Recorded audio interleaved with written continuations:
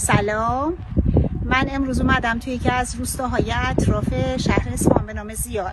یه منار اون عقب میبینید. این منار رو وقتی که من 18 سالم بود ازش رفتم بالا، اون بالای بالا، و یه داستانی داره و داستانش اینه که یک دختری عاشق یه پسری میشه، بعد چون اجازه نمیدن که ازدواج بکنه میره بالای این منار و خودش رو میندازه پایین. و من برای 30 سال بود که اینجا نیومده بودم و الان که اومدم اون روزی که رفتم از این منار بالا برام تداعی شد دوست دارم دوباره برم از این منار بالا، ولی خب ظاهرا دورش رو میگن که بستن و درش رو بستن و اجازه نمیدن که دیگه کسی از این منار بره بالا.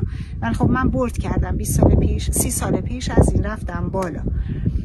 میخواستم در خصوص ناباروری خانم ها باتون صحبت بکنم. یکی از مهمترین دلایل ناباروری خانم ها اختلالات تخمک گذاریه یا تنبلی تخمدان. خب من فقط یک نکته راجبش بهتون بگم، این که کسایی که فکر میکنن اختلال تخمک گذاری دارن باید یه آزمایش بدن که این آزمایش بعد روز 3 پریودشون انجام بشه و این آزمایش خیلی اطلاعات به ما میده. این نکته رو داشته باشید. در ویدئوی بعدی نکته دومشو بهتون میگم.